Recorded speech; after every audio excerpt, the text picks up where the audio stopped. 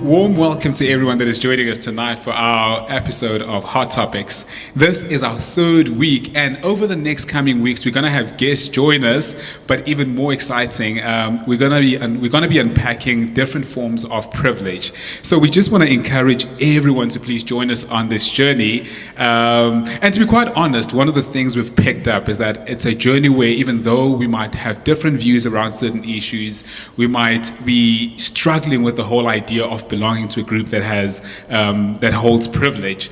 But part of belonging to a family is learning that there are moments when we have to pause, engage on issues that we're not comfortable with. It does not make us belong to one another any less, but it gives us an opportunity to even belong to one another in a much more meaningful way. And so before we start off today, we're going to be speaking about white privilege.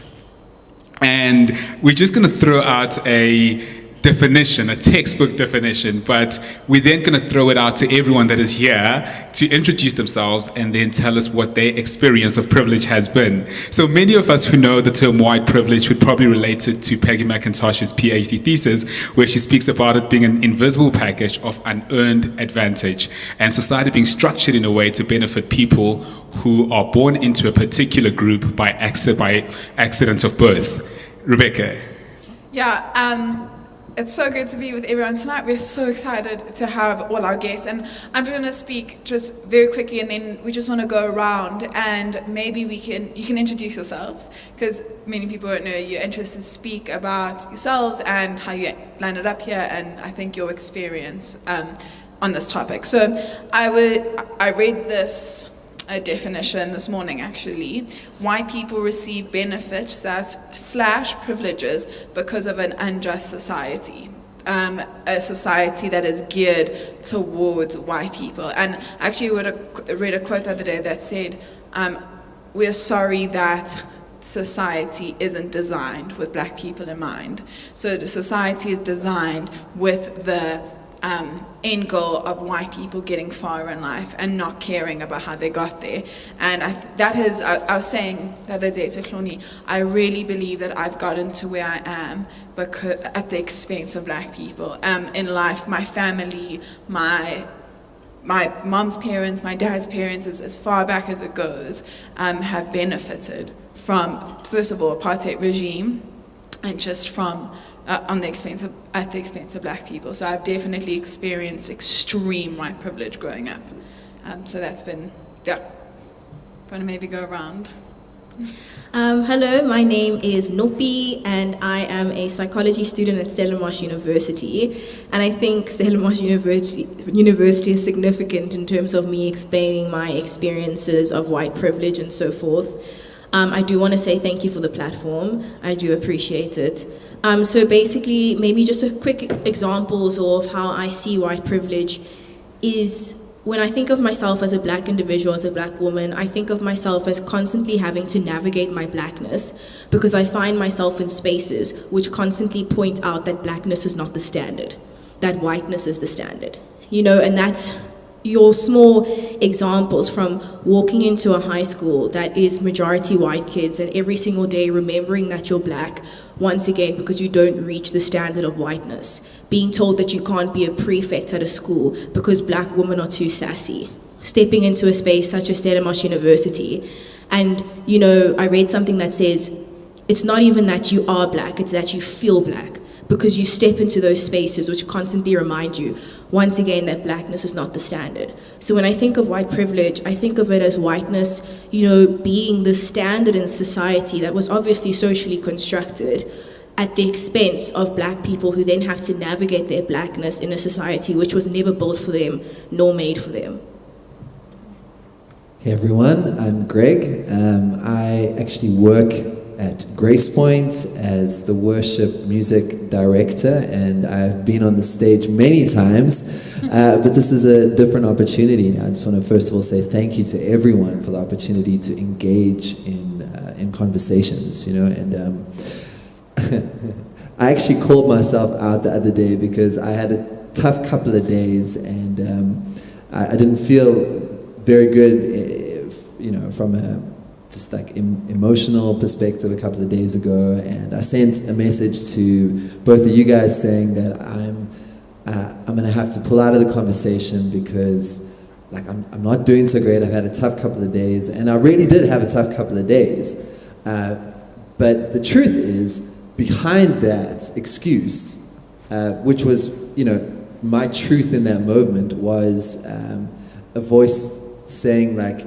you need to get out of this conversation. This is really uncomfortable, which for me was like, in a sense, the very definition of white privilege is wanting to step back into my comfort, you know, where I don't think the bulk of people in this country have the option of stepping out of discomfort. I think I'm going to leave it there for now. Yeah. Great. Yeah, greetings, everyone. I'm Lindo, and I think this is my first time on the stage, unlike many of the people that I'm sharing the stage with. I am a candidate attorney at Cliff Deckhoff Mayor, and I think this topic is quite interesting because it forces you to look into history, to look into racism, and what the effects of that have been in society.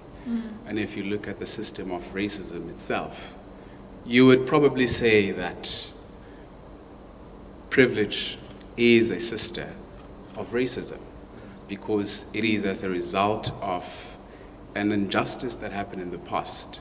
And at the back of that injustice, there are a few selected individuals who benefit from that. Yeah. And I think my own experience with that has been in many different ways. And I think the most vivid one would be at university. Coming into a space that was historically white, and which means back in the 90s, when these institutions were created, they had white people in mind. And you fast forward to 2020, you have black people in universities, and in most cases, they are dominating the spaces. But you find that the culture speaks to white people. Black people cannot identify with stain.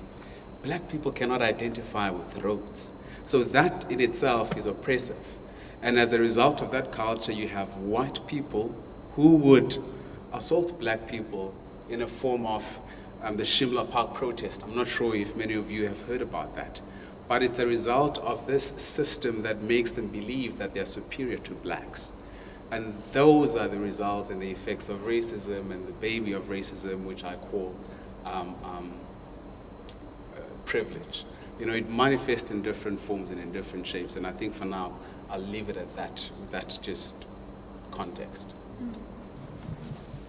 Hi everyone, my name is Farai. I'm very happy to be here, to be having this conversation. I think we need to normalize such conversations in churches. I think what's great is that my experience at Grace Point has been one where we do discuss such matters, but I think we need to discuss them more often, and I'm glad that we've got this platform. So I work in the NGO space, and it's really interesting because you would think that from moving from a corporate environment to an NGO environment, you experience these oppressions a lot less, but they're there just as much.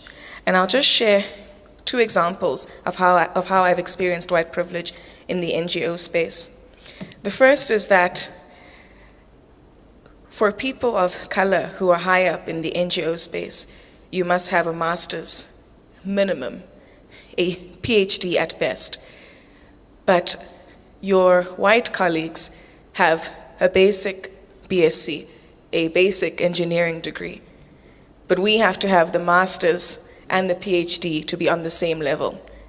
And that is constantly the experience. I've reported to white men where I know I'm smarter, I know I'm more qualified, but because I am black and I'm a woman and I'm young, then I have to work 5 times as hard to get half the recognition. The second experience I've had of white privilege within the NGO space, particularly, is when I overheard a conversation between some colleagues who were like, but why do we have to ensure that our management and our board is racially transformed? We're helping these blacks anyway. And those are the sort of conversations that are happening, not just in corporates where people think a lot of the evils are, but even within the NGO space. And that's meant to be the space that is doing good because it's the right thing to do. But yet you still have conversations about like, wait, but why must we transform our board? We should get BEE points anyway. We're in the townships helping blacks. Meanwhile, the director's not in the townships. He's in his fancy office, and the rest of the employees who are black are there doing the work. So I think it's an interesting conversation to have because white privilege manifests everywhere. It manifests in the NGO space, it manifests in corporates, it manifests in churches, it manifests in friendships, in the workplace. And for me, just one more thing to say about this conversation in church, but it's that for anyone who calls themselves a believer or a Christian, for as long as justice is not a priority of yours, then I think you need to reevaluate the God that you serve. And I say that because we know that God is a God of justice, a God of equality, a God of peace. And if your God is telling you that you must continue to treat others like they are inferior to you, then I don't think you're in the right religion. And just while you were speaking, another result of white privilege is that I have learned so much just from what you've said. And I've never experienced it. So it's a privilege learning. I have a privilege that I have to learn about the oppression of black people instead of actually experiencing it myself. Like, it's taken me aback a bit to hear the experience that you've had and literally never have imagined it happening, being shocked by it. Whereas I'm sure tons of black people that are listening, it's not something shocking, it's something that's experienced everywhere. And I think it just highlights actually how far we are from justice or equality or equity or anything. So yeah, just thank you so much for sharing that. And I think that's just the opening, and already, we can realize how much of a difficult conversation it is because it forces us to dig deep within. And just moving forward, I speak to a lot of Oaks just around privilege. And the first thing that always comes out is, Shoni, I have worked hard. I've earned the advantage. Are you trying to say that my efforts are a result of privilege? What is the true impact of privilege in society? That's one thing I want to throw out there. And does it mean that when we say people are privileged, we say they haven't worked hard? Or where do you draw the line between earned advantage and unearned privilege? That's an interesting question. Because even though the answers are right before our eyes, we see them every day, you then start to wonder, how do I simplify it for a person who truly believes, and genuinely so, that they've worked hard for where they are? You have many blacks who have worked just as hard, if not double or triple, but who did not have the success that you've gained as a result of their skin color. And that is just a reality, and that is just a fact that as a result of racism, as a result of our historical injustice, there are those who would benefit at the expense of others.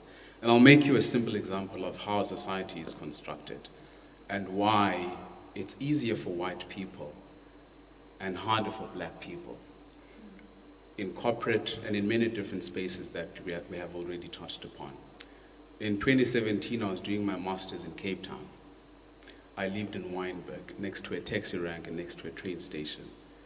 And every morning, at around 6, you would see thousands of people coming up from the train station and from the taxi rank, coming into the city to work. Then you start to think, where are these people coming from? They're coming from Khayelitsha, they're coming from Langa. The spaces that were historically designated as the Bantustans, the spaces that were historically designated as the townships that black people were only reserved to. Only black people had the right to live there. And the cities where they're coming into now were predominantly, and in most cases, only reserved for white people. So you could only come through a ticket of being a domestic worker, working the garden or working inside the house. But you see that in 2020 today, people are coming from townships from rural areas to work into the city. And that is a system of inequality. That is how unequal our society is. You look at Alexander, you look at Sandton. As a result of being in Alexander as a white person, or in Sandton as a white person, you have more access. As a result of me being in Sandton, chances of me going to a good school are very slim. Chances of me of even finding a place into university are very slim.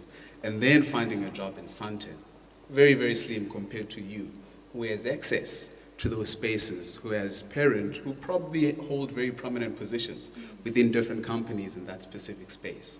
So without realizing that historical injustice and that historical background, you would genuinely believe that you've worked hard for what you have. But as a result of having easy access, as a result of your parents having had it easy, and I know this is a term that is in most cases questioned. No, but we had to wake up every day and we did not have it easy. But where does it come from? You know, as a result of what and at the expense of who? And I think that is where the answer lies to those who genuinely believe, I can't be privileged and all that I have, I've worked hard for. There are many, thousands of people who've worked double than you've worked and who have nothing. Do you know what I find really fascinating is understanding reality is actually, I'm realizing, very, very complex. Because the way I perceive reality and what I see and what I don't see is informed by beliefs that sit so often in my subconscious that operate at such a deep level. So I'm, as a human being, convinced that what I see is real. And if I can't see what you're saying, then it's not real, you know. So, like I've found, like I've decided to take on an approach as I accept that I am ignorant. Actually, I just I wear it like a badge of honor now. Like I am ignorant, and what I do is I intentionally try to position myself in a way to keep trying to learn and unlearn and actually bring those beliefs up into my conscious mind and question what I see and what I don't see. And can I tell you how I actually started realizing that I have racist beliefs within me that need to be pulled out and taken out? It was actually not because someone said to me, hey, like white privilege is a thing and you have white privilege, and not because someone said, hey, like you're being racist when you do this. And I'm not insinuating we shouldn't do that, okay? I want to be clear, I'm not insinuating we shouldn't do that. But what I decided to do was, well, not decided, I started, there's a difference between being friendly to someone and being friends with someone, you know, and I decided, like, I love people, like, I love people so much, and like, being a part of Grace Points has given me a great opportunity to build friendships with people I did not get a chance to build friendships with. And there was an incident, not an incident, like, that sounds quite loaded, or maybe it was. I was sitting across the table from a friend of mine, and I've spoken about this a few times, and he just said, man, I used to hate white people, you know, and I knew in that moment that I had an opportunity to either turn up my defensiveness or turn up my openness. And on a biological level, I can tell you, I was like, I just like sat up and I just wanted to defend. Like, I don't even know what I was defending, you know, but I felt so defensive in that moment. And I just decided, like, this is my friend, and he is telling me about his experience growing up, and like the huge differences between what it was like for him to grow up as opposed to me. And I just sat, and I didn't even know what to say. I just listened, and I know that was a significant moment in that. And just to be clear, I don't want to position myself as a hero here. That's the last thing I want to do. I'm actually very, very grateful for just like the grace and love shown to me in that moment that I didn't deserve. But and the courage that my friend had to share in a very vulnerable way about like a lot of his experiences, you know. So I just think it's going to be impossible for any white person, and I actually want to speak to white people now, that like if you think because you're friendly with black people that you aren't racist or have racist beliefs, I want to challenge you and ask you, really, are you friends with people that don't look like you? And on top of that, how open are you to just sitting in a conversation and really, really listening to the other person without having your preconceived narrative on the table? Can you put that aside and just listen, and then really question yourself and your own beliefs? You know. Anyway, yeah. Sure. Yeah. Thank you so much. You know, and so maybe even just moving forward, because one of the things that you guys mainly touched on, you know, some of the things that you guys touched on are the subtle ethical implications of how society has been structured, of how some people have more privilege than others. As a result, you know, it means that there's inequality, essentially, you know, and maybe just throw something out there, you know, but I'm looking specifically at you, Nopi. So, like as a student, you know, you go onto campus, and I know Charles Ngwane problematizes epistemology, Western epistemology, when it comes to widening inequality margins. You go into campus, man, I don't know, I just want to hear from your experience. Would you say that there are students that are unlikely to get, to really fully explore their academic potential because of how society is structured and how varsity is structured and even how school is structured and the system of knowledge that is at work in those spaces? So I'll speak on that more personally. So being a student at university is quite a complex thing when you're a black person. And that's specifically because we don't have, and my sister said that to me the other day when I interviewed her, we don't have the option of choosing whether or not we want to engage in, you know, fighting for social justice. We don't have the option to just sit on the Roy plane, drink coffee with our friends, and watch other students walk by protesting, asking for the university to recognize our blackness. You know, we don't have that option. And being at university since my first year in 2017, without fail, every single year I found myself being involved in either some sort of protest, either some sort of mass gathering. Why? Because it's always about social issues which are affecting people of color. And I don't have the option to go to the library and just study. And I think that what we see is that, and I'm going to speak from a mental health perspective, a lot of black students' mental health in a university space declines significantly, mine included. And that's because every single day you are reminded that this university was not molded for you.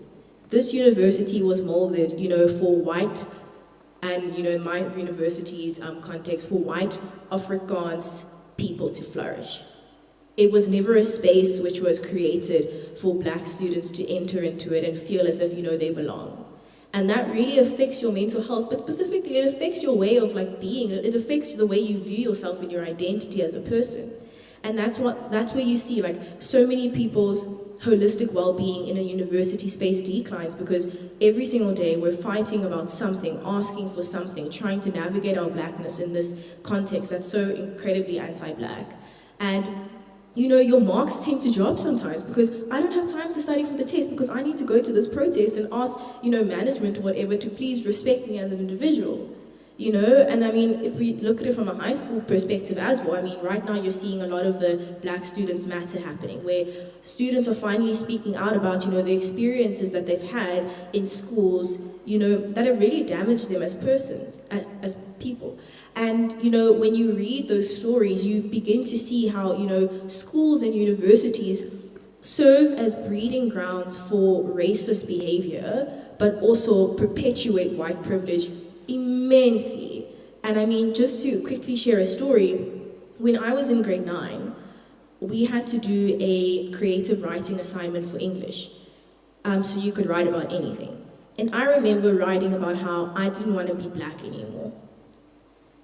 And I think for me, like that makes me really upset now where I am as a person today, because I was a grade 9 student writing about how I didn't want to be black because I noticed how my blackness was rejected. I noticed how my blackness was not the standard, you know? And I don't think any child, any individual should ever write about, you know, how they don't want to ever identify, you know, as black or as this or as that.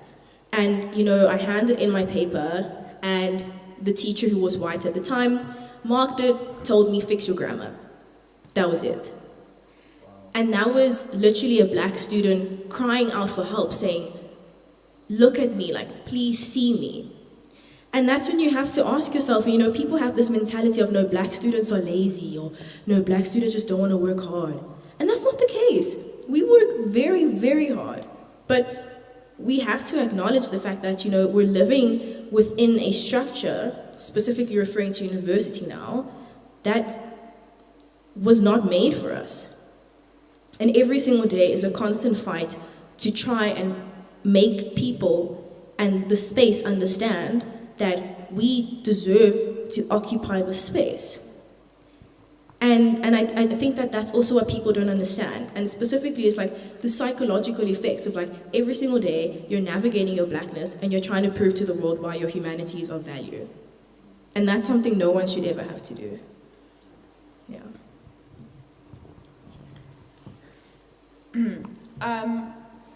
While you were speaking, and actually while I have been preparing for this week, I was thinking back to high school and about what we learned in history. I can distinctively remember learning about the Cold War. I can remember learning about Stalin and Hitler. I really can't, and I can't give you facts, but I can definitely remember my teacher having photos of Stalin up and giving us explanation about what he did, and Hitler, and, you know, all these terrible regimes that were happening all over the world. And maybe this is because I was a bad student, but I don't think it is. I can't give you facts on the apartheid regime.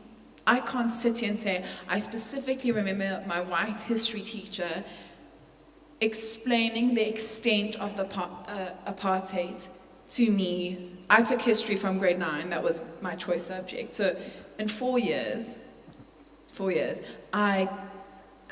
I'm busy reading Steve Biko's book, I Write What I Like, and I keep getting surprised. I keep getting shocked by what's written. Like, I can't, and it's actually embarrassing for me, but I can't believe the way in which the government made black people think of themselves, how they made black people feel like second-rate citizens, and the mentality, how they got into black people's minds, and how Steve Biko just writes so against the way in which black people are used and abused. And I keep reading these lines, and I keep highlighting these things, and I'm disappointed that I'm shocked, because my school was geared towards not offending people, and they thought not learning about the apartheid was less offensive than teaching white people the impact that they have had on society.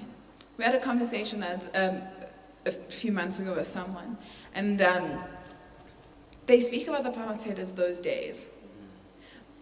I've had people say to me, but it was those days. It was all those years ago.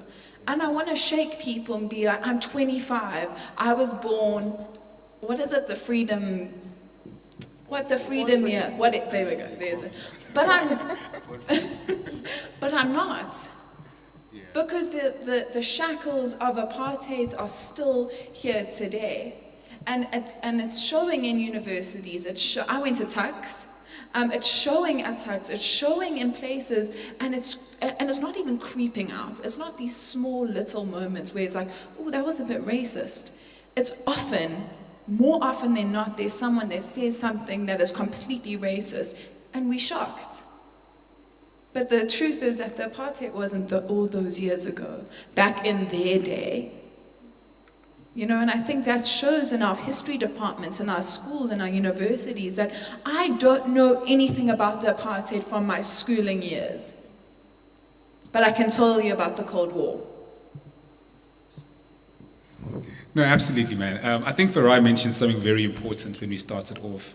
You said if you are a Christian and you are okay with the idea of, is it 5 centuries of inequality where black people have been dehumanized so that we can create a structure where white privilege is a reality, 500 centuries.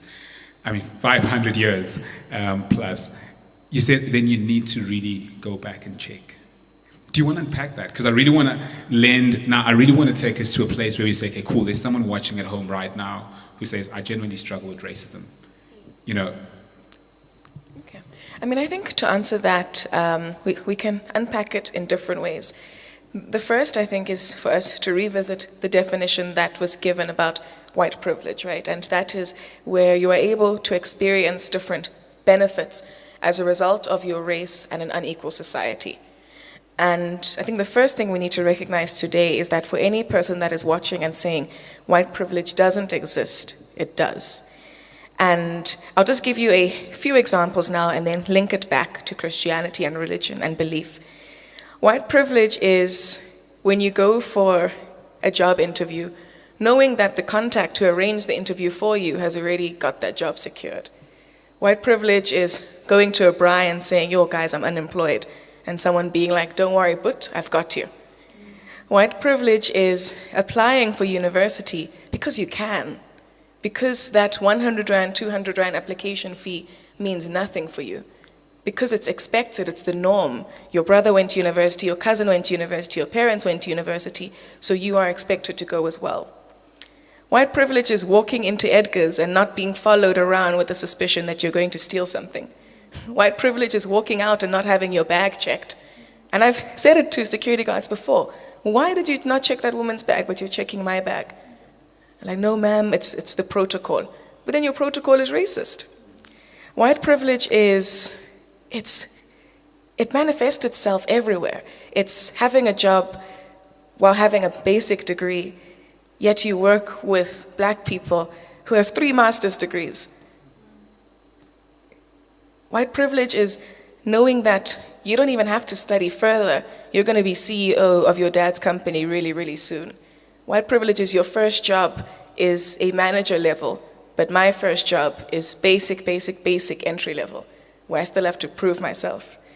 White privilege is sitting in church and being able to give offering willy-nilly because you don't have that many dependents. You've got generational wealth to back you up. Yet you see your black fellow church giver next to you who's like, yo, but I don't know if I can give this $20. I know I must, but I don't know if I can. White privilege is being able to step out of conversations about race. White privilege is watching a protest and being like, oh, but why are these people protesting? White privilege is watching something happen and being like, oh, but they mustn't burn the buildings. Not realizing what is the context behind that. When people's voices have been oppressed for so long, they must do whatever they can to be heard. And if it means to burn down a building, then so be it. But instead of looking at what is burning down, look at what is burning within these people protesting that has got them to act this way. White privilege is going to a protest with a sign saying Black Lives Matter, but going back to problematic behavior. White privilege is going to a braai and not once having a conversation about race. When black people go to braais, we talk about race because it affects us every single day. We talk about the different issues that we face because it affects us. And I could go on and on and on about the examples of white privilege. And I just share a few to show you that it manifests everywhere. One more to highlight. White privilege is being able to be in school and not being told that, oh no, you have to change your hair. Oh no, you can't have dreads, you can't have an afro, you can't have this or that. White privilege is the school policy saying that your hair texture is okay, but my hair texture is a problem.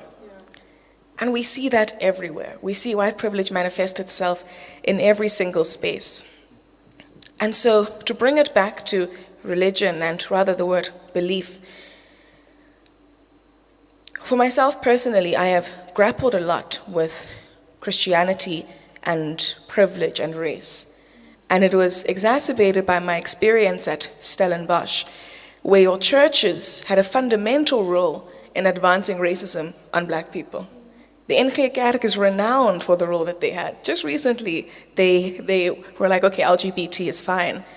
Just recently, but yet played a monumental part in dividing our society, in ensuring that black people were treated as second-class citizens. The scary thing is that when I was at university, the church was still advancing those ideals. So when I went to university, despite coming from a Christian household, I stopped going to church. And I stopped going to church because I was like, but this is not the God that my parents raised me to serve. This is not the God that I should serve. How can you go to a church where a preacher is actively talking about how multiracial couples are wrong, how cows wouldn't breed with donkeys, so why must black people and white people breed? How can you go to a church where the pastor is actively denouncing protests that are fighting against the exclusion of black students? And he's like, no, but we all had to work hard. We've all had to work hard to get here. How can you go to church when at the very church you are going to, they are highlighting the rich history of the university, but not acknowledging the role that this university played in constructing apartheid? So I just stopped going to church because I was like, I can't believe in this God anymore. And once I got back home, my mom said to me, you have to go to church. If you're under my roof, you must go to church. Mama Penny was there. And I remember not being happy with it, but going anyway. And as I attended church, trying to reconstruct what God is, and trying to understand, I mean, you'll hear a lot of passages by different African authors who will say, before the missionaries got here, the Africans had the land and they had the Bible. When they left, they had the land and the Africans had the Bible. So you hear all of these, and you read about how Christianity itself has often always been constructed against black people to succeed.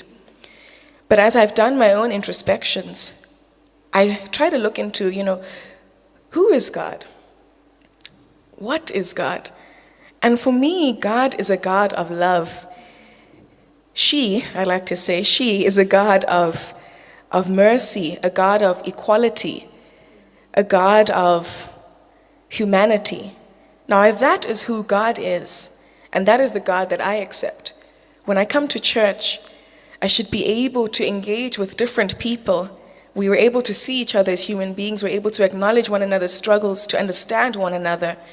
And where if I, as a person of color and as a woman, I'm telling you about the struggles I'm facing, as a fellow churchgoer who believes in the same God of equality and mercy and compassion, it's important that you listen to me, but not only listen, take action with me. And I think that I've met so many Christians who would just sit on the sidelines instead of doing something about it. And to those who do that, then we're not serving the same God, firstly. Secondly, then you are just as bad as the perpetrator. When you sit on the sidelines and do nothing in the face of injustice, you yourself are just exactly the same as that source of evil. And the last thing I want to say is that for those who see themselves as Christians, I believe our God is a God of action, a God of mercy, and a God of justice. So do something about the injustices that you see. And you have a choice to whether you want to be an accomplice or you want to be an ally. If you are an accomplice, it means you're unreliable. It means you can wake up one day and be like, Black Lives Matter, wake up the next day and be like, I don't have energy to fight today. Sorry guys, you're on your own. All lives matter. But if you are an ally, if you are an ally, you do that. If you are an accomplice, it means that you are committed to fighting for justice. You are committed to being there to watch the advancement of people. And I'll tell you now that I won't rest until we live in a society where every single person is just welcomed and happy for who they are. Whether you are black, whether you are part of the LGBTIQA plus communities, whether you are Islamic, every single person in our society should be embraced for who they are. And that's not happening, especially with the Christian church. Yeah, just as we end off now, just as we wrap up, I was reading last night that the word justice in the Bible is actually Hebrew, it's mishpat, which actually means restoration.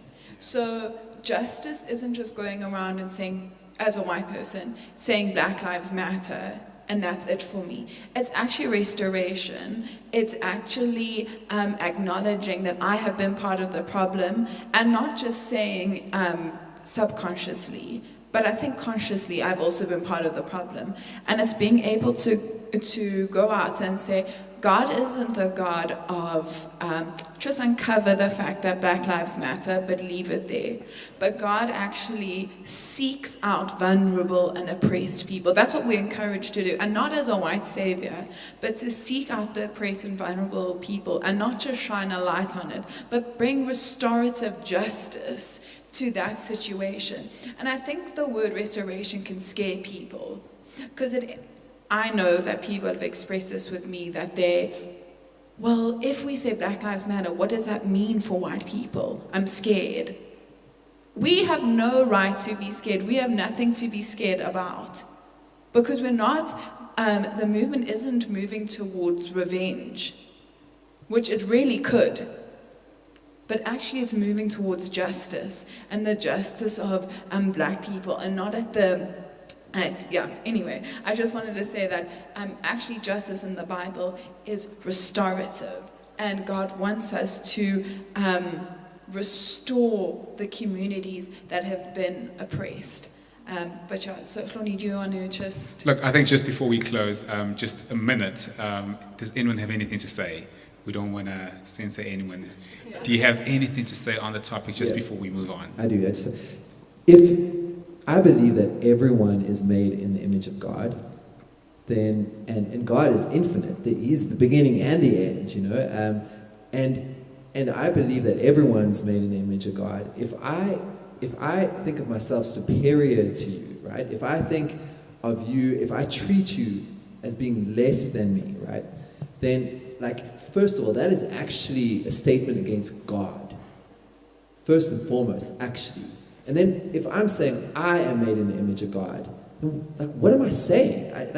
There is no congruence between what I say I believe and what I practice. Yeah. You know, and the truth is, like, for me, like, I want to get to know God as best as I can in this life. And I love getting, like, every single person I've ever met, I get to, like, find out a little bit more about who God is and the wonder and the extravagance and, like, the expanse of who God is, you know. So for me, it's like, if there is anything in me, Hloni, as your friend, not if, when you see something, bro, like, do not hesitate to point it out to me, bro.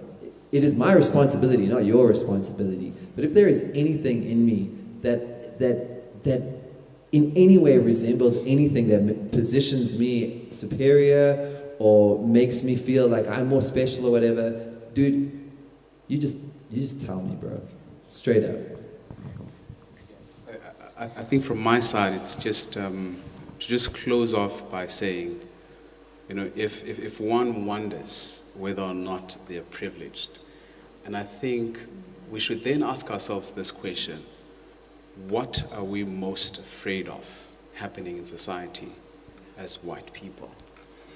Are you afraid of land being redistributed? Are you afraid of Black people having a place in corporate? And I'm asking that question because we understand privilege. You know, real privilege manifests itself when justice happens. When you're privileged, equality feels like oppression. And that's why a lot of people are inconvenienced by genuine protests of fees must fall. You have no idea why these students are protesting. It's an inconvenience to you because you want to get your qualification. And that is privilege manifesting itself through justice. It's an inconvenience to you. You get frustrated with this. And I remember a conversation I had with one professor in the university. I was shocked by this conversation, and I think it was an eye-opener to me as well, because it was just so honest. We were having a conversation about the university, equality, racism, and he said to me, Lindo, I want to be honest with you. I want to make a confession. And then I was listening. Yes, Prof. And then he says, I'm a racist. I was so stunned. I gave him a look, and then he qualified that statement by saying, a recovering one. And that goes back to restoration, saying that I had certain beliefs in the past. Our society has adapted in many ways than one.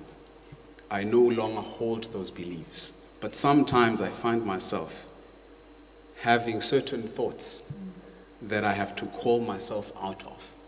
So just like a drug addict, I do have relapses.